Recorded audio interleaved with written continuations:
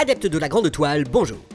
La dernière fois qu'on a causé de producteurs dans ce ciné-club, c'était en 2016 avec notre double épisode consacré à Don Simpson et Jerry Bruckheimer, un tandem qui avait fait fureur dans les années 80 avec des high concepts à l'esthétique ultra léchée, écrits par des armadas de scénaristes mercenaires. Something looks wrong. I mean, he's running around like he's on fire. Ah! Help me, Tom Cruise! Tom Cruise used a witchcraft on me to get the fire off me! Même s'il a connu lui aussi son heure de gloire, au point d'être surnommé un temps le roi de la comédie américaine, le gars qui va nous intéresser aujourd'hui se situe à peu près aux antipodes de cette vision du cinéma pour tout un tas de raisons qu'on va développer dans notre épisode. Mais la première d'entre elles, c'est très certainement que contrairement à nos deux zigotos, Judd Apatow s'intéresse de près aux gens, aux histoires personnelles et à la complexité des rapports humains. It's not about fucking and balls and pussy. It's about love. It's about connection. It's all about connections. Bon, alors peut-être pas dans tous ces films, hein. You ever kissed anyone? Do faces on the TV screen and Planet of the Apes action figures count? Of course. Mais nous allons voir qu'avec lui, l'expression franche rigolade prend véritablement tout son sens, et qu'il n'a pas peur de faire rire avec des choses qui peuvent faire mal. We talk about his dead dad all the time. Knock knock. Who's there? Not your dad. Voire très très mal. 1, 2, 3.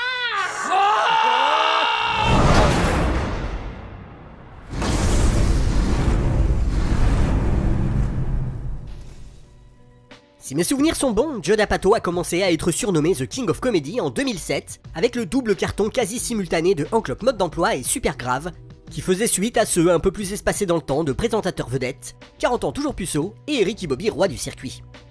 Depuis sa création en 1999, Apatow Production est à l'origine de 25 films et 5 séries télé, soit un peu plus que le MCU. Le pic de l'activité a été atteint en 2008 avec pas moins de 4 films sortis en salle, Drillbit Taylor, Garde du corps, Sans Sarah rien ne va, Frangin malgré eux et Délire Express. Comme si ça ne suffisait pas, cette année-là, Judd Apatow figurait aussi au générique en tant que simple scénariste, du très débile et très drôle rien que pour vos cheveux. Et il avait profité du peu de temps libre qui lui restait pour signer quelques vidéos à destination du site Funny or Die, créé par ses copains Will Ferrell et Adam McKay. Son plus gros succès critique et financier en tant que producteur reste incontestablement Mes meilleurs amis en 2011, qui a récolté quasiment 300 millions de dollars à l'international pour un budget d'à peine 32, ainsi que 2 nominations aux Oscars, grande première pour une production Apatow. Ce surnom de roi de la comédie vient aussi probablement de sa capacité à détecter le talent comique avant tout le monde. De Seth Rogen à Pete Davidson, en passant par Jason Segel ou Lena Dunham, les petits jeunes qu'il a révélés au grand public se comptent par dizaines. On pourrait aussi ajouter à la liste des types comme Russell Brand ou Chris O'Dowd, qui étaient complètement inconnus aux États-Unis avant qu'il ne les recrute dans ses films. Quand lui-même avait la vingtaine, ses meilleurs potes avaient pour nom Adam Sandler, Jim Carrey et Ben Stiller. Une fois leur carrière bien lancée, ils chercheront tous à collaborer avec lui, parfois sur les mêmes projets, et leurs registres d'humour, assez différents les uns des autres, se révéleront étonnamment compatibles avec celui d'Apatow. Mais l'ami Judd n'a pas toujours été habitué à être au sommet du game, loin s'en faut. Pendant une bonne partie de sa carrière, il s'est même trimballé une réputation de poissard invétéré. Mais pour bien comprendre la trajectoire du bonhomme et son rapport unique à la comédie, il va falloir remonter bien plus loin dans le temps et s'envoler pour la côte est américaine, là où tout a commencé. Here we go. You ready? Yep, let's do it. Let's get it over with. Judd Apatow est né en 1967 au sein d'une famille juive non pratiquante. Il grandit à Syosset, une ville d'environ 15 000 habitants située à une petite cinquantaine de kilomètres de Manhattan. Quand il a 12 ans, ses parents se séparent pas vraiment à l'amiable. But after a while, the fighting begins. They got worse and worse, and nobody wins. Don't be sad, I'm rich. I'm very rich. À cette époque, la comédie connaît une forme d'âge d'or. Sur scène déjà, avec des stars bien installées comme Richard Pryor, Bill Cosby, George Carlin ou Robert Klein, et des petits nouveaux comme Jerry Seinfeld ou Eddie Murphy. Thank you. Shut up. À la télévision, il y a le Saturday Night Live qui cartonne sur NBC depuis 1975 et a propulsé sur orbite des acteurs comme John Belushi, Dan Aykroyd, Chevy Chase ou encore Bill Murray. Ces derniers font rapidement leur premier pas au cinéma et multiplient les succès. Autre sensation du moment, Steve Martin, qui décroche la timbale dans son premier rôle en tête d'affiche en 1979 et entame une fructueuse collaboration avec le réalisateur Carl Reiner. Du côté de l'étranger, Judd Apatow est très fan des Monty Python et de la série télé canadienne Second City Television créée en 1976 et diffusée sur NBC au début des années 80. Mais parmi ces héros, on trouve aussi des gloires un peu plus anciennes, comme Jerry Lewis, Gene Wilder, Mel Brooks, Buster Keaton, et les Marx Brothers dont le goût pour l'anarchie et la destruction parle au préado qu'il est. En tant que garçon juif de Long Island, Apatow n'échappe pas aux comédies de Woody Allen. Mais sa préférence va à une autre grande figure de l'humour juif new-yorkais dont il dévore la biographie à l'âge de 14 ans. Le comédien de stand-up Lenny Bruce, réputé pour ses scandales à répétition dans les années 50 et 60, est mort prématurément d'une overdose. Ce goût prononcé pour la comédie sous toutes ses formes tourne vite à la passion dévorante. Faute de magnétoscope, il enregistre sur cassette audio chaque émission du SNL et se les repasse en boucle pour essayer de comprendre le fonctionnement interne de chaque gag. Bon, par contre, cette obsession est très loin d'être partagée par ses parents. Again with the comedy, all the time with the comedy. Be serious sometimes. I am serious, that's why I want to help you get better. Et encore moins par ses camarades de classe qui ne jurent que par le sport et la musique. D'où un certain sentiment d'isolement qui sera très fidèlement retranscrit 20 ans plus tard dans la série Freaks and Geeks. Do you want some popcorn or something? Will popcorn make this movie funnier? À 15 ans, son premier job consiste à faire la plonge au Long Island East Side Comedy Club où travaille également sa mère. C'est là qu'il croise ses premiers comédiens de stand-up, des débutants pour la plupart comme Rosie O'Donnell ou Eddie Murphy que nous avions évoqué plus tôt. Parallèlement, il anime sur la radio du lycée de Syosset une émission baptisée Club Comedy pour laquelle il interviewe une petite cinquantaine de célébrités du milieu. Steve Allen, Al Franken, Paul Reiser, Howard Stern, Stephen Wright, Gary Shandling, Jay Leno, des scénaristes de la première génération du SNL. Jerry Seinfeld passe même 2 fois à son micro. This is when I interviewed you in 1983. We gotta do the same pose. That's it. Même si 90% de ces enregistrements ne seront jamais diffusés à l'antenne, Judd Apatow continue encore aujourd'hui de les considérer comme son bien le plus précieux. I did 50 of those interviews from Jay and from Harold Ramis and John Candy, and I just grilled everybody. I didn't even air almost any of the interviews. They were just for me. I knew no one cared. Après le lycée, Judd Apatow décolle pour la côte ouest afin de rejoindre la célèbre école de cinéma de l'USC qui semble avoir diplômé à peu près la moitié d'Hollywood. A ce titre, dans sa classe, on trouve la chanteuse Macy Gray, le réalisateur du prochain Batman, Matt Reeves, et Gary Kirkpatrick, scénariste entre autres de James et la pêche géante et Chicken Run. Apatow soutient qu'il a été accepté sur la base d'une dissertation où il promettait de devenir un très généreux donateur pour l'université une fois devenu riche et célèbre. Mais au milieu de tous ces passionnés de cinoche, il ne se sent pas trop à sa place. Les frais de scolarité étant trop élevés pour ses parents, il quitte l'USC au bout d'1 an et demi sans le moindre diplôme en poche, et il ne tiendra jamais sa promesse. En 1986, Apatow est engagé par Comic Relief USA, une organisation caritative qui lève des fonds pour les sans-abri par le biais de soirées de bienfaisance dans des clubs de comédie. Chaque année, une émission spéciale est également diffusée sur HBO avec un présentateur de prestige.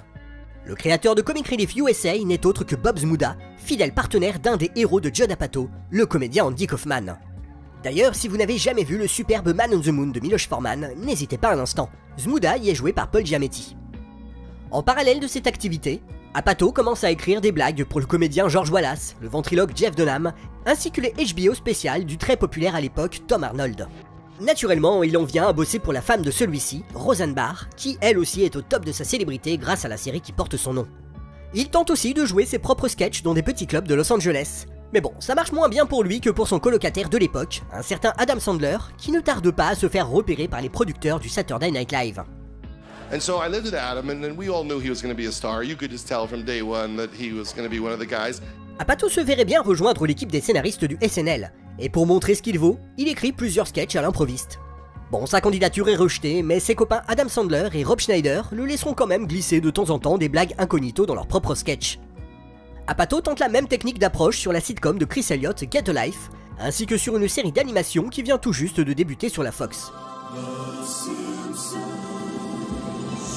Bon, là non plus ça ne marche pas, mais on notera que l'épisode écrit par Apatow, mettant en scène un Homer Simpson persuadé par un hypnotiseur qu'il a 10 ans, sera finalement réalisé en 2015 dans la saison 26.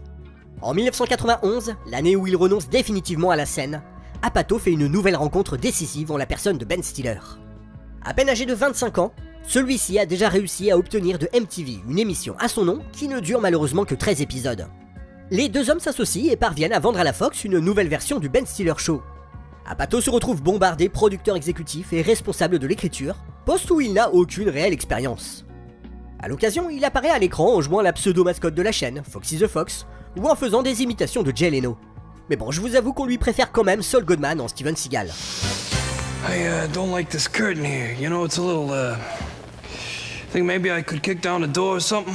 Aux côtés de Ben Stiller, qui a déjà des ambitions de réalisation, Apatow découvre l'aspect visuel de la comédie. Mais il comprend vite qu'il est trop timide et angoissé pour se permettre les mêmes rêves de grandeur. Sa force, selon lui, c'est plutôt d'aider en coulisses à créer et à développer des idées. En 1993, le Ben Stiller Show s'arrête de nouveau et la star de l'émission part tourner son premier film en tant que metteur en scène, Génération 90. Apatow, lui, rejoint l'équipe de The Larry Sanders Show, une série sur les coulisses d'un talk show porté par un comédien qu'il avait interviewé dans sa jeunesse et qui deviendra un autre de ses mentors, Garry Shandling. Il est également recruté comme producteur consultant sur la série animée Profession Critique, créée par deux des scénaristes historiques des Simpsons, Mike Reiss et Al Jean, et toujours produite par James L. Brooks via sa compagnie Gracie Films. It stinks. Ses premiers pas au cinéma, Joe D'Apatow les fait en tant que script doctor sur les films de son pote Adam Sandler, Billy Madison et Happy Gilmore. Après quoi, il s'associe avec Steven Brill, futur réalisateur du très what the fuck Little Nicky, pour écrire le scénario de La Colo des Gourmands. Devant la caméra, on retrouve Ben Stiller, mais aussi un certain Paul Feig qui recroisera la route d'Apatow sur un projet un peu plus personnel. Le film commence comme une pure comédie familiale Disney dans le style de Petit Champion, écrit par le même Steven Brill, avant de légèrement dérailler vers un humour plus absurde et outrancier.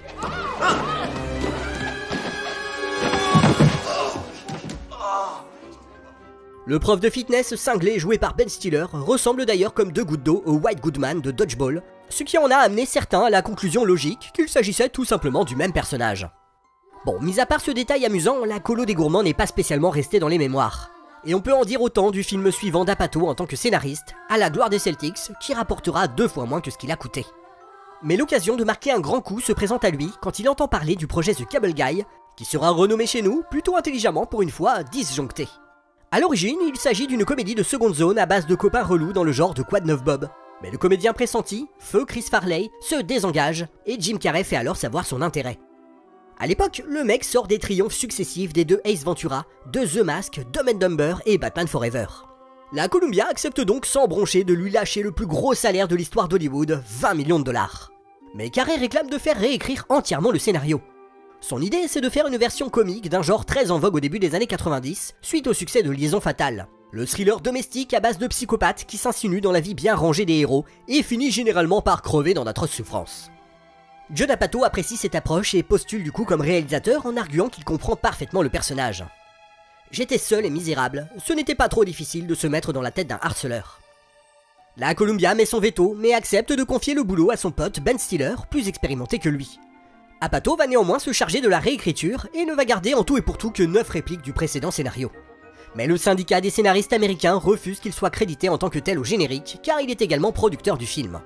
Comme il est très fier de son travail, Apatow engage une bataille judiciaire contre la WGA. Cette procédure est toujours en cours quand Disjoncté sort en salle et se plante. Bon alors ce n'est pas le beat de l'année, mais on est loin des chiffres attendus pour un Jim Carrey, surtout quand on connaît le salaire mirobolant qui lui a été offert. Pour la presse spécialisée, le film devient le symbole de tout ce qui ne va pas à Hollywood. Le public, lui, semble surtout avoir été désarçonné par le ton très dark de ce qui est censé être à la base une comédie avec un mec qui fait des grimaces.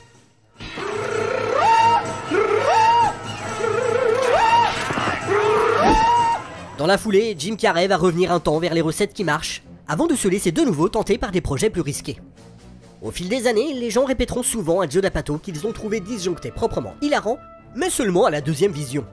En tout cas, sur le coup, il est complètement anéanti. Dans le milieu, tout le monde se paye sa tronche pour s'être battu afin d'avoir son nom associé à un échec. Lui-même commence à se demander s'il sera un jour capable de pondre un vrai succès. Dewey, you have got to give up this dream. You're never gonna make it. Give it up, Dewey. Apatow décide alors d'adopter la stratégie de Cameron Crowe sur Jerry Maguire ou James L. Brooks sur à peu près tous ses films, à savoir ciseler le scénario pendant de longues années jusqu'à ce qu'il soit parfait et inattaquable. Il pense avoir trouvé le partenaire d'écriture idéal en la personne d'Owen Wilson, qu'il a rencontré sur le plateau de Disjoncté et qui commence doucement à percer.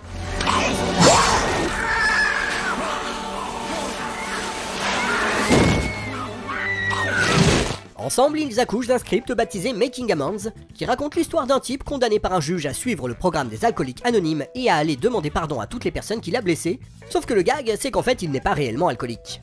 La New Line se montre vaguement intéressée par le projet, mais celui-ci ne se fera jamais. Les velléités d'écriture d'Owen Wilson seront mieux récompensées quand il collaborera avec Wes Anderson sur ses premiers films, Bottle Rocket, Rushmore et la famille Tenenbaum. Joe D'Apatow de son côté va trouver de quoi se remonter le moral quand DreamWorks Pictures lui offre contre toute attente un contrat de 4 ans afin de développer des séries. Son premier projet est une sitcom tournée en public intitulée Sick in the Head avec les jeunes et pas encore très connus David Krumholtz et Amy Poehler. L'histoire est celle d'un jeune psy tout juste diplômé et pas très à l'aise avec les filles qui se retrouve à conseiller des couples en ménage depuis plusieurs années. Le pilote séduit le boss de la 20th Century Fox Television, Sandy Grushow. Mais celui-ci va avoir une promotion et son remplaçant, nettement moins enthousiaste, ne passe pas commande de la série. Bref, la malédiction à Pato continue. Never gonna make it, okay? Ok, bye. Son ami comédien Paul Feig, qui envisage de se reconvertir dans l'écriture après avoir été viré de la série Sabrina l'apprentie sorcière, lui parle alors d'un projet de série sur lequel il travaille tout seul dans son coin. Son nom, Freaks and Geeks, un show écrit en réaction aux séries des années 90 mettant en scène des lycéens pas réalistes pour un sou. J'en avais marre des séries ados où l'on se demande mais qui sont ces gens? Mes amis et moi au lycée on n'était pas populaires, on ne sortait pas avec beaucoup de filles, on essayait juste de survivre. Paul Feig a déjà rédigé une bible ultra complète avec la bio détaillée de chaque personnage jusqu'aux vêtements qu'ils portent et la musique qu'ils écoutent. Le projet tape dans l'œil des 4 principaux networks, ABC, CBS, Fox et NBC. Mais c'est le dernier qui remporte le morceau grâce à l'entêtement de la chargée de développement chez les McCrory, qui menace même de démissionner si la série ne se fait pas. Feig, qui veut garder un contrôle artistique total sur son bébé, obtient miraculeusement gain de cause, et la série fait ses premiers pas à l'antenne en septembre 1999. Mais cet état de grâce ne va malheureusement pas durer très longtemps. Au meilleur de ses audiences, le show attire 2 fois moins de monde que Friends et Frasier, les 2 séries comiques vedettes de NBC. Pendant ce temps, le network n'arrête pas de changer sa programmation pour finir par mettre Freaks and Geeks face à Qui veut gagner des millions qui démolit toute la concurrence. Les créateurs de la série montent alors un site web pour essayer de mieux la faire connaître, mais les cadres de la chaîne refusent catégoriquement de communiquer dessus. Voilà comment Apatow explique cette drôle de décision. Ils ne voulaient pas que les gens découvrent Internet. Ils avaient peur que ça leur siphonne leurs spectateurs. En cours d'année, un nouveau président est nommé à la tête de NBC Entertainment, Garth Sear. Problème, le type n'a jamais foutu les pieds dans une école publique, et le propos de Freaks and Geeks lui échappe complètement. Paul Feig et Judd Apatow ont eu à cœur de créer une série réaliste à tout point de vue. Pour eux, il y a peu de chances que leurs personnages parviennent un jour à s'extirper de leurs conditions, à l'exception peut-être de l'héroïne. En tout cas, sûrement pas à l'époque du lycée. C'est ce que raconte notamment cet excellent épisode où le personnage de Jason Segel, qui se rêve depuis toujours batteur dans un groupe de rock, réalise qu'il n'a tout simplement pas le niveau. Ouais, sauf que ce genre de truc, ça passe pas auprès du nouveau patron de la chaîne qui réclame au scénariste que le héros remporte plus de victoires. Voilà comment ils vont répondre à sa demande.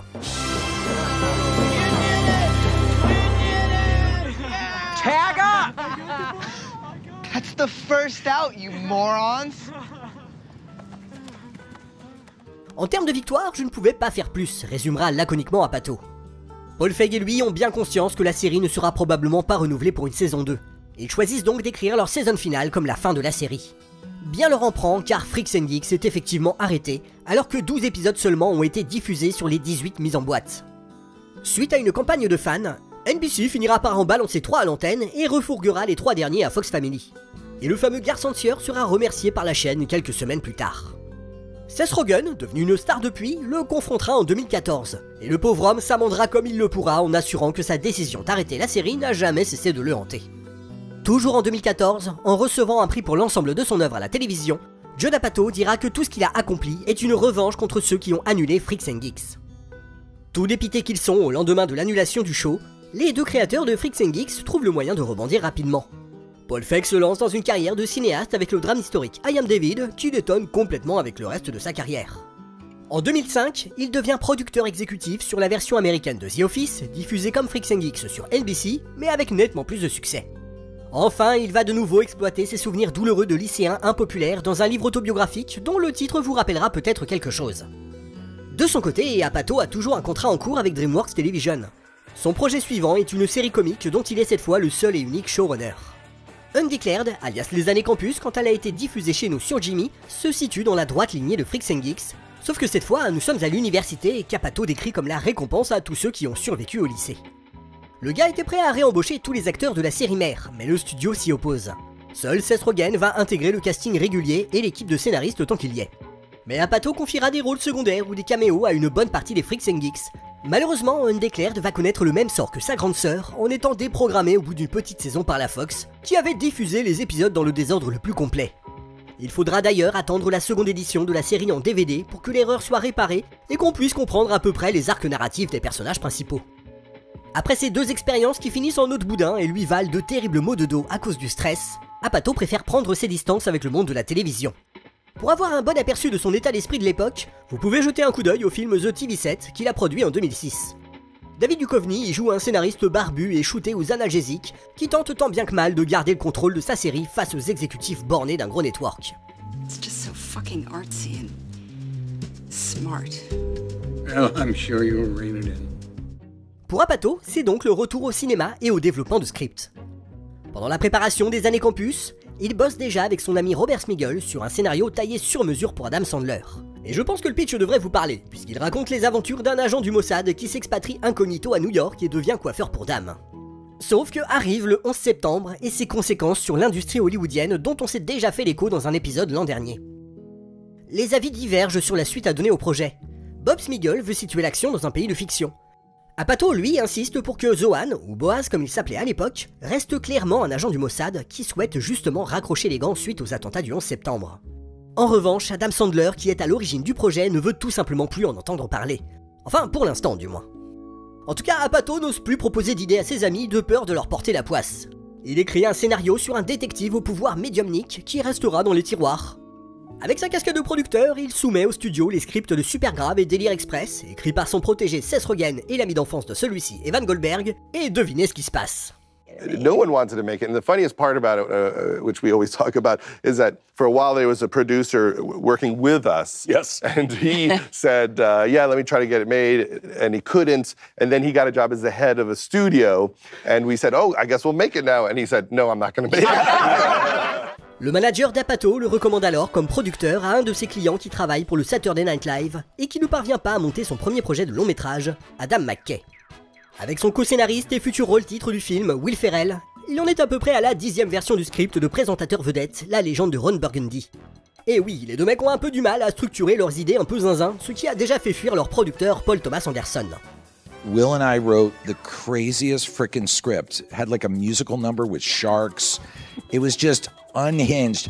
And poor Paul was just like so supportive and such an artist. And he just read it and he's like, I don't know what this is. So Will and I always brag that we single-handedly destroyed PTA's producing career. Judd Apatow fait un peu moins la fine bouche et aide les deux auteurs, qu'il connaît vaguement depuis les années 90, à mettre un peu d'ordre dans leur histoire. Puis il prend de nouveau son bâton de pèlerin pour faire le tour des studios. Ce sera donc DreamWorks Pictures qui va accepter de lâcher les 25 millions de dollars qu'il réclame, moins pour ses beaux yeux que parce que le dernier film en date de Will Ferrell, Retour à la fac, a cartonné au-delà des espérances. Mais ça va également être le cas pour Présentateur Vedette, qui rapporte plus de 3 fois sa mise sur le territoire nord-américain. Alors certes, le reste du monde, lui, s'en bat clairement les steaks. Mais bon, même s'il n'a joué qu'un rôle secondaire dans l'affaire, Judd Apatow tient enfin un vrai succès. Boy, that escalated quickly. Alors en fait pas vraiment, parce que ça fait quand même 10 ans que le mec s'est lancé dans le cinoche. En tant que simple scénariste, Apatow refait une passe complète avec un des auteurs des années campus, Nicholas Stoller, sur le script de Braqueur amateur. Au départ, cette comédie avec Jim Carrey budgétée à 100 millions de dollars ne sent pas très bon, puisque le réalisateur initial, Barry Sonnenfeld, s'est barré à quelques semaines du tournage, suivi un peu plus tard de l'actrice principale, Cameron Diaz. Mais contre toute attente, le résultat final ne tient pas trop mal la route, marche correctement au box-office, et cette fois, Judd Apatow et son co-scénariste sont bien crédités au générique. Mais le gros succès d'Apatow en cette année 2005 est bien évidemment sa première réalisation, 40 ans toujours puceau. Un film écrit à 4 mains avec Steve Carell qui y voit l'occasion de tenir enfin la tête d'affiche, alors qu'il s'était surtout fait remarquer jusque-là dans des seconds rôles assez mémorables. I don't know what we're yelling about! Ce coup d'éclat va être suivi au cours des 2 années suivantes par ceux encore plus importants de Ricky Bobby, roi du circuit, Encloque Mode d'Emploi et Supergrave. Car oui, désormais, Apatow n'a plus aucun mal à obtenir le feu vert pour des projets qui s'étaient fait retoquer sans scrupule, du temps où son nom n'était pas encore synonyme de gros sous. Who the fuck is Sex? I'm Sex! En 2008, ce sera aussi le cas de Délire Express, dont le scénario n'a pourtant quasiment pas bougé depuis sa première version. Adam Sandler, lui, va réactiver le projet Rien que pour vos cheveux, dont le développement, souvenez-vous, avait été stoppé net suite aux attaques du 11 septembre. Bon alors Apatow n'est pas producteur sur ce film, seulement co-scénariste, mais je me demande quand même si son statut de nouveau roi Midas de la comédie n'a pas facilité la mise en chantier du film. D'ailleurs, Adam Sandler s'empressera de tourner l'année suivante dans sa seule et unique Apatow Production à ce jour, Funny People, dans un rôle aux antipodes de celui de Zohan. Ce qui nous amène à la question suivante. Y a-t-il une patte ou une signature Apatow que l'on retrouverait dans tous ses films, que ce soit comme réalisateur, producteur ou scénariste ? La première chose qui saute littéralement aux yeux, c'est que de film en film, on retrouve tout le temps les mêmes têtes. Commençons par la petite troupe de comédiens qu'Apatow a révélé sur les séries Freaks and Geeks et Undeclared et qui vont lui rester fidèles un petit moment.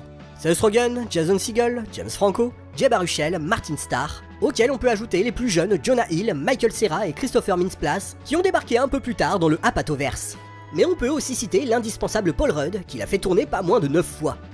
Et si on se contente de ceux qui sont crédités au moins 3 fois au générique de ces films, alors la liste comprend les noms de Leslie Mann, qu'il a épousé après leur rencontre sur le film Disjoncté, Bill Hader, David Krumholtz, Kristen Wiig, Chris O'Dowd, Rose Byrne, John Cirelli, Jane Lynch, Jason Schwartzman, Danny McBride, Carla Gallo, David Koechner, Craig Robinson, Amy Poehler, Kevin Corrigan, Jerry Bednob, Tim Meadows ou encore Chris Parnell. Sans oublier bien sûr son meilleur ami Adam Sandler, qui en plus des films déjà cités, campe son propre rôle le temps d'un épisode des années Campus. Son autre pote, Ben Stiller, lui, a surtout joué un rôle essentiel dans le début de sa carrière, avant de prendre le large, passer ses petits caméos dans Freaks and Geeks et présentateur vedettes. Tonight's top story. The sewers run red with Burgundy's blood. Mais il aura quand même introduit Apatow auprès de la bande du Frat Pack, notamment Will Ferrell et Jack Black, qui seront 2 solides piliers du Apatoverse durant les années 2000. Et j'ai tendance à penser que c'est aussi Ben Stiller qui a présenté à Judd Apatow le jeune réalisateur Jack Kasdan, puisque celui-ci l'avait fait tourner en 1998 dans le film Zero Effect, juste avant de rejoindre l'équipe de Freaks and Geeks. Kasdan va donc réaliser 5 épisodes de la série, dont le pilote, donnant ainsi le ton visuel de la série. Sa collaboration avec Apatow se poursuivra après l'arrêt de la série, avec le film The TV Set, qu'on a déjà évoqué, et surtout avec le faux biopic Wildcard. You're gonna have to give him a moment, son. Dewey Cox needs to think about his entire life before he plays. Apatow fait preuve de la même fidélité avec le scénariste Nicholas Stoller qu'on a évoqué un peu plus tôt. Après avoir fait ses preuves sur les années campus et braqueurs amateurs, il passe à la mise en scène en 2008 sur Sans Sarah Rien ne va, puis sur sa simili-suite American Trip, avant de retrouver son complice Jason Segel sur le très bon 5 ans de réflexion. On peut aussi citer le cas de Harold Ramis, ex-Ghostbuster et réalisateur de Un jour sans fin, qui a campé 2 petits rôles dans Encloque Mode d'emploi et Wildcard, avant de se voir confier les rênes du piteux l'an 1 des débuts difficiles. Bref, que ce soit devant ou derrière la caméra, au fil du temps, Judd Apatow a constitué autour de lui une espèce de troupe intergénérationnelle qui va se mélanger dans la joie et la bonne humeur pour former des combinaisons de plus en plus complexes. Tout ce beau monde semble prendre un tel plaisir à tourner ensemble qu'on les retrouvera dans des films qui ressemblent à des productions Apatow, mais qui ne sont pas du tout des productions Apatow. Je pense notamment à Nos pires voisins, réalisés par Nicholas Stoller avec Seth Rogen, Rose Byrne, Carla Gallo et Christopher Mintz-Plasse. Ou encore la comédie post-apocalyptique C'est la fin, qui réunit littéralement dans leur propre rôle tous les acteurs révélés chez Apatow. Certaines mauvaises langues seraient tentées de dire que les productions Apatow, et notamment celles qu'il dirige lui-même, sont assez pauvrement mises en scène, reposant principalement sur des chants contre chants et des plans master. Bon, et on va pas se mentir, c'est vrai qu'on est quand même plus proche de l'indigence technique d'un Kevin Smith que de la précision maniaque dans la comédie visuelle d'un Edgar Wright. Ces limites, Apatow en a pris conscience dès l'époque de l'USC, où contrairement à ses petits camarades, il ne comprenait pas grand-chose des histoires de focale et d'objectifs. Dans le passionnant livre d'entretien avec Emmanuel Burdeau, ancien rédacteur en chef des Cahiers du cinéma, Apatow admet qu'il était jaloux comme un pou en constatant que les rushs de Supergrave avaient une bien meilleure tenue visuelle que ceux d'Encloque Mode d'emploi qu'il tournait en même temps. Du coup, sur son film suivant, il va faire la même chose que Kevin Smith sur Père et Fille, à savoir s'assurer les services d'un des meilleurs directeurs de la photo au monde pour essayer de compenser son incapacité à raconter visuellement des histoires. Il embauche donc Janusz Kaminski, le chef-op de Spielberg depuis La Liste de Schindler, qui semble avoir vite trouvé sa place dans la grande famille Apatow. Hey, Kaminski, you wanna come hang with us? Yeah, man. Oh, hey. Oh. Hi, guys. Hey. Oh, it's Zohan. I like that movie. Thank you. Cet aspect purement fonctionnel, voire statique de la mise en scène chez Apatow me paraît être le résultat d'un autre composant essentiel de son cinéma, son goût immodéré pour l'improvisation. Et oui, dans un bon paquet de scènes, on a l'impression qu'il s'est juste contenté de poser sa caméra avant de laisser ses comédiens se faire plaisir autour d'une idée de départ. Ce qui donne lieu, dans le meilleur des cas, à des moments de vraie spontanéité. We're gonna make fun of you until you shave the beard. That's the rules. That's the whole point. You're supposed to be tempted into shaving. Your face looks like Robin Williams' knuckles. Voire de pure poésie.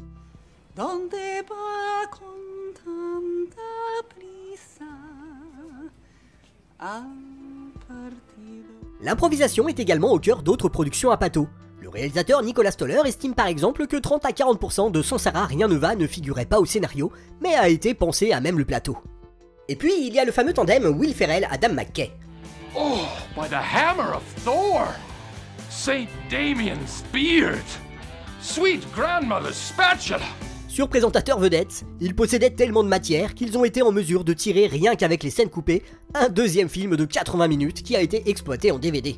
Et sur leur chef-d'œuvre, frangin malgré eux, ils se sont même vantés d'avoir utilisé plus de pellicules que Francis Ford Coppola sur Apocalypse Now.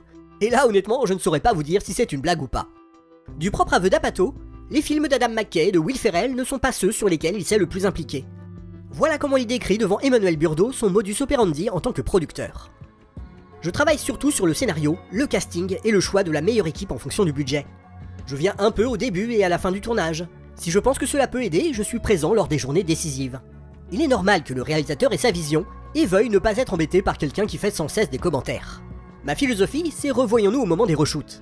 À ce moment-là, lorsqu'il s'agit de boucher les derniers trous, je m'efforce d'être présent en permanence sur le plateau. Vu la fidélité dont ont fait preuve ces différents partenaires, je suis tout à fait disposé à croire qu'il est bien le producteur non intrusif qu'il prétend être. Sur le plan créatif, avec le duo Ferrell-McKay, il a surtout fait en sorte que le délire propre à leur film gagne en signification et en profondeur. Le délire en question consiste à mettre généralement en scène des types aussi teubés qu'arrogants, dans lesquels il est difficile de ne pas voir un certain portrait de l'Amérique. We just thank you for all the races I've won and $21.2 million. Woo! Woo! Woo! Ow! Love that money! Ce type de personnage irrémédiablement crétin sera aussi au centre de la série Eastbound and Down, produite par Ferrell et McKay via leur boîte de production Gary Sanchez, et conçue par deux autres membres de l'univers Apatow, le comédien Danny McBride et le réalisateur David Gordon Green. Mais cette forme d'humour n'est pas vraiment celle de Judd Apatow. Quand il met lui-même en scène, il se montre beaucoup plus en empathie avec ses personnages, qui partent des fois avec de gros handicaps dans la vie, mais gagnent en confiance et en maturité au fil du récit. A ce titre, on a pu lui reprocher, notamment sur ses deux premiers films, d'être un poil réac sur les bords. Et oui, les protagonistes de 40 ans toujours puceaux et en cloque mode d'emploi sont en effet des ados attardés qui ne font pas grand chose de leur vie, et qui finissent au cours du film par se transformer en respectables family men. I would yell at you about driving so slow, except the baby's here. No, these guys can honk all they want. I ain't going faster than 12. On pourrait en dire autant de Dewey Cox, le héros de Walk Hard, qui après une vie d'excès en tout genre, parvient enfin à faire la paix avec lui-même en se réconciliant avec ses 36 enfants. Now this is what makes me happy. Not the music, not getting high, just my family. Mais bon, le film se conclut sur une autre morale qui laisse à penser qu'Apatow n'est peut-être pas le chantre des valeurs familiales que certains voient en lui. You've made 44 gold records. You've been addicted to and then kicked almost every drug known to man. You slept with 411 women and 3 men. Dewey, you have had an awesome life. Là où le Zohan d'Adam Sandler, ou les personnages imaginés par le duo McKay-Ferrell sont clairement bigger and dumber than life, les héros des films les plus apatowiens ou apatowesques, enfin bon, vous avez compris l'idée, ces héros-là donc sont plus ancrés dans la normalité et la banalité du quotidien. Grounded, comme on dit aux States. Par exemple, Steve Carell et ses collègues de 40 ans toujours puceaux travaillent dans un magasin de hi-fi. Les scènes finales de Supergrave et Funny People se déroulent dans des supermarchés, tout ce qu'il y a de plus commun. Et quand la bande de potes dans Clock Mode d'Emploi vont au cinéma, c'est pour aller voir quoi? Le gros blockbuster dans les salles au moment de la sortie du film. Oh, dude, Spider-Man 3 starts in 8 minutes. De film en film, on le voit s'éloigner des high concepts résumables en un titre ou une tagline pour lorgner vers la chronique douce amère à la James L. Brooks. L'autre cinéaste qui semble l'inspirer de plus en plus, et qu'on n'associe pas forcément à l'idée de comédie fandarde, c'est John Cassavetes. De Shadows à Une femme sous influence, en passant par Faces ou Husbands, le cœur de ses films reposait avant tout sur ses comédiens. Ceux-ci étaient libres d'intervenir sur le texte, d'improviser, de pousser les scènes dans des directions inattendues, avec interdiction totale de s'embarrasser des contraintes liées au cadre. Ce désintérêt absolu pour la technique, Cassavetes en fait même une profession de foi dans un texte écrit à l'occasion de la sortie de Husbands en 1970. Le contrat moral était d'être avec les acteurs et les techniciens pouvaient aller se faire voir. Ah bah la technique, au diable les sensibilités, c'était ça le marché. Chaque instant a été consacré à soutenir les acteurs et à diminuer l'importance de l'équipe. Je suis fier de dire que je n'ai jamais déjeuné avec un seul technicien pendant le tournage de Husbands, que je ne leur ai rien expliqué, que je n'ai pas copiné avec eux, que je n'ai pas accueilli leurs efforts qui étaient parfois exceptionnels avec le moindre sentiment de plaisir. Je considère l'équipe comme des mercenaires professionnels qui étaient simplement là pour tuer ou se faire tuer, pour survivre à chaque jour, toucher leur chèque et rentrer à la maison se plaindre des conditions de travail. Ouais, là y a du niveau, Maïwenn et Xavier Beauvois peuvent aller se rhabiller. Bon alors certes, Judd Apatow ne fait pas preuve de la même radicalité, mais lui aussi donne clairement la part belle à ses comédiens au détriment du reste, et à partir de Funny People, il commence à prendre ses distances avec certaines règles de la dramaturgie hollywoodienne, comme par exemple la fameuse structure en 3 actes. Ces intrigues se construisent autour d'événements parfaitement ordinaires, et le rythme interne de ces films se cale sur celui de ces personnages, qui connaissent des bons et des mauvais jours, et ne résolvent pas forcément tous leurs problèmes avant le générique de fin. Il en résulte des films qui prennent bien leur temps, 2h25 dans le cas de Funny People, au grand désespoir de ceux pour qui une comédie devrait durer 90 minutes à tout casser. Yeah, well, Becca said your movies are too long. Well, fuck Becca! Fuck Becca! What the fuck does Becca know about movies? Cette idée comme quoi un film peut être long parce que les personnages en valent la peine a été soufflée à Apatow par le regretté Harold Ramis. Faudrait peut-être d'ailleurs que quelqu'un fasse pareil avec Michael Bay ou Zack Snyder, hein. Moi je dis ça, je dis rien. Comme Cassavetes, Apatow s'intéresse de près aux subtilités des relations amicales et familiales. Et comme Cassavetes, ces personnages pleins de failles et de faiblesses sont campés par ses proches.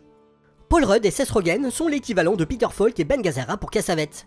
Et sa Gina Rowland est bien évidemment son épouse, Leslie Mann, qui l'a fait tourner à 4 reprises dans des rôles se confondant de plus en plus avec elle. Ce qui nous amène naturellement à la particularité la plus intéressante de la signature Apatow, sa nature résolument autobiographique. Biberonné depuis toujours au stand-up, le bonhomme sait à quel point les turpitudes du quotidien constituent un carburant de premier choix à la comédie. Si besoin en était, il a pu en avoir une nouvelle preuve sur le plateau de The Larry Sanders Show, où la star Gary Shandling n'était pas allé chercher l'inspiration bien loin pour construire son personnage. À ce titre, le décor de la maison de Larry Sanders était entièrement basé sur la véritable maison du comédien. Toutefois, au début de sa carrière, Apatow s'interdit de parler de lui, parce que, je cite, « ma propre vie n'avait pas grand chose d'intéressant ». C'est vraiment Freaks and Geeks qui va tout changer. La grande idée de Paul Feig avec cette série était de parler de ses années lycée, ses joies, ses peines et surtout ses humiliations. L'action du show se déroule au cœur de l'année scolaire 1980-1981, soit à l'époque où Feig avait l'âge d'une partie de ses personnages, et dans la banlieue de Détroit, à l'endroit très précis où il a grandi. It's where most of us grew up. And so I really started writing and just really poured out of me. Ses pires souvenirs de l'époque sont retranscrits à l'écran avec une rigueur exemplaire. Écoutez donc cette anecdote personnelle racontée à Vanity Fair et montée sur une scène de l'épisode 11, Looks and Books. Il y avait un magasin genre disco où j'avais l'habitude de faire du shopping au lycée. Un jour, le vendeur me montre une combi de pâte def en denim et me dit « ça c'est canon ». It's the hottest thing going in Europe right now. Je brûlais d'impatience de me pointer au lycée avec. Mais à l'instant où j'ai franchi le portail, j'ai su que j'avais fait une énorme erreur. Et d'ailleurs, il y a de très fortes chances que la tenue en question soit celle que l'on voit sur la couverture de son autobiographie. Lors de la première réunion des scénaristes, Paul Feig demandera à chacun de ses collègues recrutés pour la série de raconter leurs mésaventures personnelles survenues au lycée, dans l'idée bien sûr que celles-ci viennent nourrir le show. Ainsi, l'épisode où le personnage de Neil découvre par accident que son père entretient une liaison s'inspire d'une expérience vécue à l'adolescence par le scénariste Jeff Judah. Et la façon dont le personnage gère ce traumatisme en se prenant de passion soudaine pour la ventriloquie vient directement de Judd Apatow lui-même, à la seule différence que lui s'était mis au jonglage. C'est aussi lui qui est à l'origine de cette scène où l'un des geeks attend le retour de sa mère seul devant la télévision. Un truc tout simple mais qu'Apatow considère comme la meilleure chose qu'il ait jamais écrite, car directement inspiré de son expérience personnelle d'enfant de divorcé. A partir de là, cette dimension autobiographique va être au cœur de son cinéma sans qu'il ne cherche aucunement à la cacher. Ce que j'écris est autobiographique. Je n'ai qu'une seule ambition artistique, mettre en scène le monde qui m'entoure, amis, parents, femmes et enfants, avec tous leurs défauts, leurs moments de déprime, d'énervement. Dans O'Clock Mode d'emploi, la frontière entre comédien et personnage devient particulièrement floue. Ainsi, Seth Rogen joue un Canadien originaire de Vancouver un peu trop amoureux de son bong, ce qui pourrait aussi bien le décrire lui. Idem pour sa bande de potes qui est le véritable entourage de Seth Rogen. D'ailleurs, Judd Apatow ne s'est même pas embêté à leur inventer des prénoms, puisqu'ils portent tout simplement ceux de leur interprète. Toujours dans le même film, Apatow n'hésite pas à mettre en scène sa propre tribu. Sa femme Leslie Mann donc, mais aussi ses filles, Maud et Iris, qui rejouent à l'écran des anecdotes familiales véridiques. You googled murder? Yeah. Why? I mean, what did it say? It didn't say anything. It just showed pictures of people lying dead on the floor and... Le film donne l'occasion au réalisateur de montrer des aspects un peu moins joyeux de sa vie de famille. Et les passages où le personnage de Leslie Mann reproche à son mari de moins s'investir qu'elle dans l'éducation de leurs enfants et de tout prendre à la rigolade sentent méchamment le vécu. Dans Funny People, tout ce petit monde est de retour à l'écran. Leslie Mann y joue cette fois une ancienne actrice qui a mis sa carrière prometteuse en suspens à la naissance de ses enfants, tout comme elle. Well, it was down to me and Cameron Diaz for the lead part in The Mask. Adam Sandler, lui, y joue plus ou moins Adam Sandler, un comédien de stand-up devenu une star d'Hollywood avec des comédies familiales bien lourdingues. I wiped your ass our entire childhood. Now it's your turn, buddy. Dans le film, on le voit grimper sur les planches de l'Hollywood Improv, où il a fait ses débuts dans les années 80. Et Apatow ouvre même Funny People avec un authentique film amateur tourné à l'époque où ils partageaient tous deux un appartement à Los Angeles. Mais le personnage de George Simmons est en réalité un agrégat de plusieurs figures importantes qui ont compté dans la vie d'Apatow. La relation un brin toxique qu'il établit avec son assistant joué par Seth Rogen reproduit fidèlement celle qu'entretenait Apatow au début des années 90 avec le fameux Gary Shandling qu'on a déjà évoqué à quelques reprises. Le rapport particulier du personnage à la maladie est directement inspiré de celui de la mère d'Apatow, Tamara Shad, décédée pendant la pré-production du film. Enfin, je suis prêt à parier que le désir du personnage de revenir à la scène titillait aussi pas mal Apatow au moment de l'écriture. 5 ans après En Cloque mode d'emploi, nous retrouvons donc dans 40 ans mode d'emploi, bordel, ces titres français c'est pas possible. Bref, dans 40 ans mode d'emploi, nous retrouvons donc la même famille plus dysfonctionnelle que jamais. Mais alors pourquoi cet entêtement à vouloir mettre en scène sa vie de couple à l'écran? Eh ben visiblement pour les mêmes raisons que Steven Spielberg à une certaine période. Je suis un enfant du divorce, je passe ma vie à recréer une famille, à la souder pour ne pas qu'elle s'écroule. And maybe one day I'll be a big star, and I won't mind that my parents split, because it helped me write my comedy shits. Comme Apatow, le personnage de Paul Rudd vient d'une famille juive plus ou moins pratiquante, ce qui était déjà le cas d'autres figures de son cinéma auparavant. Le personnage de Paul Rudd dirige également un label de musique indépendant qu'il peine à faire tourner. C'était aussi le cas du grand-père d'Apatow. Et oui, Bob Shad a été contraint de fermer boutique à la fin des années 70. Mais sa fille a relancé le label quelques années plus tard, et Mainstream Records est actuellement entre les mains de la sœur de Judd Apatow, Mia. Ayant bénéficié des conseils d'un bon paquet de professionnels, Apatow s'est naturellement efforcé de jouer à son tour les mentors, notamment avec les petits jeunes à peine sortis de l'adolescence sur les plateaux de Freaks and Geeks et des années campus. Tous ont été fortement encouragés à se mettre à l'écriture pour augmenter leurs chances de percer dans le milieu. Et il y avait eu le précédent de Matt Damon et Ben Affleck qui s'étaient lancés dans le scénario de Will Hunting dans le but d'obtenir des bons rôles. Mais Apatow avait déjà pu constater l'efficacité de cette méthode avec ses potes Jim Carrey, Adam Sandler et même cette andouille de Rob Schneider. Le conseil d'Apatow va être suivi par à peu près tout le monde, de Seth Rogen à Jason Segel, en passant par James Franco, Buzzy Phillips, Charlie Hunnam, Bill Hader, Jonah Hill, sans oublier John Francis Daley qui va délaisser sa carrière d'acteur pour devenir scénariste, puis réalisateur à plein temps. Une bonne partie de ces poulains vont également reprendre à leur compte son goût pour l'autobiographie. Ainsi, si les deux jeunes héros de Supergrave se nomment Seth et Evan, c'est bien parce que le scénario a été écrit par Seth Rogen et son complice Evan Goldberg quand ils étaient ados. Rogen avait d'ailleurs prévu de jouer le plus rondouillard des deux, tandis que le grand dadais devait être campé par son partenaire de jeu de Freaks and Geeks, Jason Segel. Tiens, d'ailleurs celui-ci est à l'origine du scénario de Sans Sarah Rien ne va, qui débute par une hilarante scène de rupture à poil, ce qui est réellement arrivé au comédien quand il s'est fait larguer par sa petite amie Linda Cardellini. Et quand on se souvient de la fin du film, il n'y avait pas de quoi être surpris quand Disney a annoncé quelques temps plus tard avoir engagé Segel pour reprendre les Muppets.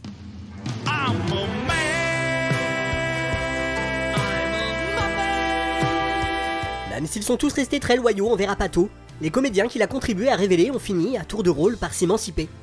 James Franco a été le premier à quitter le nid, notamment grâce à sa participation à une trilogie super-héroïque assez marquante, avant de s'éparpiller dans 10 000 directions différentes, des gros blockbusters aux trucs indés, en passant par le théâtre, la poésie et le soap opéra. En 2011, Seth Rogen a créé avec l'inséparable Evan Goldberg la société Point Grey Pictures, qui a multiplié les projets aussi bien pour le cinéma que pour la télévision. Jason Segel, on l'a déjà dit, est parti faire les Muppets le retour avec Nicholas Stoller, puis s'est associé avec un autre réalisateur estampillé Apatow, Jack Kasdan, sur des comédies qui ressemblent à du Apatow sans être du Apatow. Quant à Paul Rudd, lui il est devenu un Avenger. 40 ans mode d'emploi, qui date de 2012, est donc le dernier film où Judd Apatow a fait tourner sa petite bande habituelle, ainsi que sa muse et épouse Leslie Mann. Mais l'année suivante est sorti un autre film aux allures de baroudonneur, Légende vivante, la suite tardive de Présentateur vedette, qui avait été, souvenez-vous, le premier succès au cinéma d'Apatow Productions. Ce film signe aussi la fin de la collaboration, pour l'instant du moins, entre Will Ferrell et Adam McKay.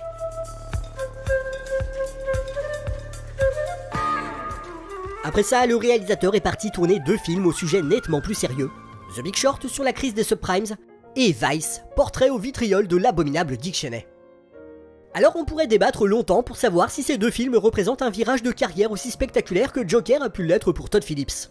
Personnellement, je trouve que McKay reste fidèle à son grand thème de prédilection, la bêtise, et tout particulièrement celle qui se prend pour de l'intelligence.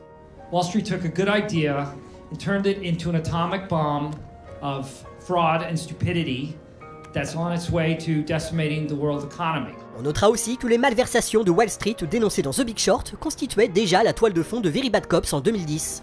Et oui, McKay profitait du générique de fin pour expliquer à grand renfort d'animation le fonctionnement d'une pyramide de Ponzi, avant de montrer que le problème n'est pas le fait d'une poignée de bandits solitaires à la Bernard Madoff, mais réellement systémique.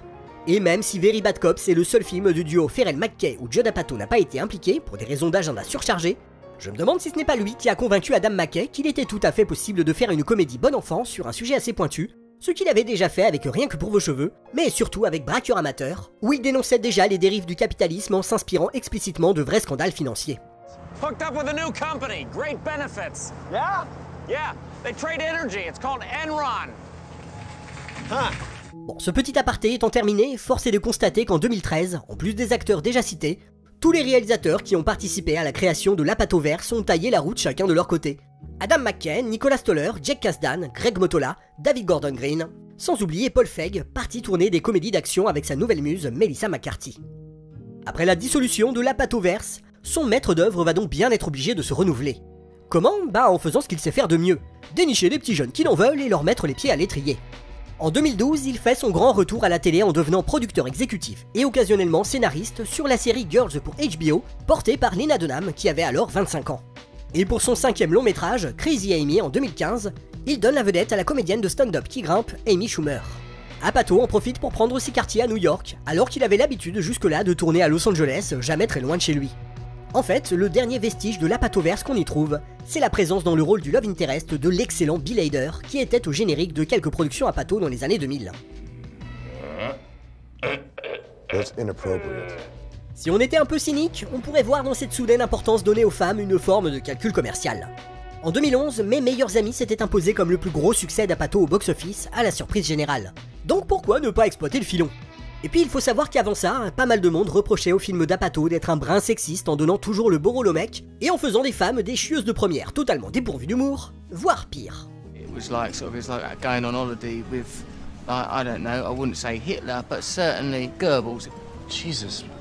Bon alors c'est sûr que je filerai peut-être pas à Judd Apatow l'Oscar du producteur le plus woke d'Hollywood. Ces films montrent bien en majorité des hommes blancs hétérosexuels qui vivent de belles bromances. Why don't the two of you get into your time machine, go back in time and fuck each other? Mais bon, de là à en faire un gros misogyne qui mérite d'être cancellé, peut-être pas quoi. Déjà, on remarquera que les boys clubs qui ne veulent pas qu'une nana vienne foutre le dawa dans leurs petites affaires étaient un constant sujet de moquerie dans Présentateur Vedette. It is Anchorman, not Anchor Lady, and that is a scientific fact. Et puis le portrait parfois peu flatteur qu'Apatow fait des femmes part d'une volonté de donner une vision honnête des rapports humains. Il s'en explique d'ailleurs dans le livre d'entretien avec Emmanuel Burdeau. Je ne donne pas une image positive des femmes, des hommes non plus. Je parle des problèmes de communication, de la difficulté à faire en sorte que les relations fonctionnent. Je montre avec quelle rapidité et quelle brutalité les choses peuvent s'envenimer et sans les dire. La comédie vient de là. Je n'ai aucune envie de voir un film sur deux personnes qui s'entendent à merveille, ce n'est pas drôle. Je n'aime pas les comédies romantiques sur deux personnes délicieuses qui apprennent à se connaître. La comédie romantique m'ennuie, je préfère voir les choses s'effondrer. Créer des personnages imparfaits et insatisfaits, les plonger dans des situations parfois plus malaisantes que comiques, les faire employer un langage cru, quitte à dire bye bye au PG-13, recruter des comédiens pas forcément beaux gosses mais avec un goût pour l'improvisation, tout cela tend vers un seul et unique objectif, la justesse, l'authenticité. Cette prédilection pour ce que Judd Apatow appelle la brutally honest comedy est partagée à 100% par Lena Dunham et Amy Schumer, d'où leur entente immédiate avec le producteur alors qu'aucune des deux ne sort de son écurie. Bien qu'Apatow ne soit pas crédité comme scénariste sur Crazy Amy, il a accompagné Amy Schumer pendant tout le processus d'écriture. Celle-ci a vu cette période comme une sorte de psychothérapie, puisqu'elle a été fortement encouragée à analyser et retranscrire sur papier son passif familial, ses peurs, ses névroses et ses mécanismes de défense. Elle estime que le personnage d'Amy Townsend est à 48% autobiographique. Ah oui, c'est très précis, hein. Et tout comme elle a une sœur cadette qui se prénomme Kim, et un père prénommé Gordon atteint de sclérose en plaques. Cette énergie et cette passion aura plutôt porté chance à Judd Apatow, de Freaks and Geeks à Crazy Amy en passant par Supergrave. Logiquement, il va continuer à la faire fructifier sur ses productions les plus récentes, qui relèvent plus de la dramédie que de la comédie pure et dure, car inspirées de la biographie parfois douloureuse de leurs auteurs. Ainsi, en 2017, la maladie et les relations familiales compliquées sont au cœur de The Big Sick. Le scénario a été écrit à 4 mains par Kumail Nanjiani, un acteur d'origine pakistanaise qui jouait un tout petit rôle dans 5 ans de réflexion, et son épouse Emily Gordon. Le film raconte de façon plus ou moins romancée les premiers mois de leur relation, en mettant largement moins l'accent sur les moments idylliques que sur les difficultés à surmonter. Et bien entendu, les deux personnages se prénomment comme leur modèle. Faire rimer cathartique avec zygomatique, c'est aussi l'ambition de The King of Staten Island, sorti en VOD aux States mais en salle chez nous l'été dernier, qui marque le retour d'Apatow à la mise en scène après un hiatus de 5 ans. Cette fois, il co-signe officiellement le scénario avec l'interprète principal, Pete Davidson. Comme Kumail Nanjiani, celui-ci a fait une courte apparition dans un de ses films précédents, Crazy Amy en l'occurrence, ce qui lui a valu d'être recommandé par Bill Hader pour rejoindre l'équipe du Saturday Night Live. Même s'il se prénomme Scott, le héros de The King of Staten Island est clairement Pete Davidson. Enfin, plus précisément Pete Davidson s'il ne s'était pas lancé dans la comédie. Tous deux ont grandi à Staten Island. Tous deux ont le corps bardé de tatouages et ont perdu leur père très jeune, un pompier mort dans l'exercice de ses fonctions. Et ils sont tous les deux atteints de la maladie de Crohn. What's that? It's like when the lining of your stomach is all messed up, so it makes you shit all the time. Oh, thanks for sharing. Et oui, la maladie semble bien être un sujet récurrent chez Apatow. Bon alors quoi, est-ce que ce serait un moyen de faire un appel du pied à l'Académie des Oscars, friande de ce genre de sujet? On sait qu'il a milité en vain pour créer une récompense spéciale réservée aux comédies. Et il a aussi participé à l'écriture de l'excellent sketch A Comedian at the Oscars, que je vous recommande de voir en entier, où Will Ferrell et Jack Black se plaignent en chanson d'être négligés lors des remises de prix. Ou alors c'est peut-être qu'Apatow pense que le rire peut surgir de n'importe quelle situation, aussi tragique soit-elle. Je doute donc de le voir à l'avenir suivre le même chemin qu'un Todd Phillips, qui a tourné le dos au genre parce qu'il n'y a selon lui plus moyen d'être irrévérencieux à l'heure du politiquement correct. Je m'appelle Ouin Ouin. Hormis une petite incursion dans le documentaire musical pour HBO en 2017, Judd Apatow semble lui vouloir rester fidèle à la comédie, que ce soit au cinéma ou à la télévision. En 2014, il a même décidé de remonter sur scène pour la première fois depuis 22 ans, un retour aux sources qu'il voit paradoxalement comme l'accomplissement de sa carrière. Well, you know, I started doing stand-up again 2 years ago, and it's very difficult and really fun to do something that you've always wanted to do. So in a way, I feel like I made all those movies just to get good spots at the improv. That's hilarious. Peu de temps après cette interview, Judd Apatow a produit le documentaire matinée de stand-up Jerry Before Seinfeld pour Netflix, qui suit le comédien alors qu'il revient lui aussi au Comedy Club new-yorkais où il a fait ses débuts. Dans la foulée, Apatow s'est chargé en personne de la réalisation d'un documentaire en 2 parties qui rend hommage à son mentor décédé en 2016, Garry Shandling. Et il en prépare actuellement un nouveau sur un autre grand nom de la scène comique américaine, feu George Carlin. Les interviews de stand-up comedians que Judd Apatow avait fait à l'adolescence et qu'il gardait précieusement dans un coin ont fini par devenir un livre en 2015. Elles se mêlent à des conversations plus récentes avec des gens comme Chris Rock, Sarah Silverman, Louis C.K., Jon Stewart et bien sûr les anciens habitués du Apatowverse. Alors Judd Apatow n'est peut-être plus le chef de bande qu'il était il y a 10 ans, ni même le roi de la comédie en termes de box-office. Mais en faisant le lien entre plusieurs générations de funny people tout en creusant son sillon personnel, il occupe plus que jamais une place centrale et unique dans le genre.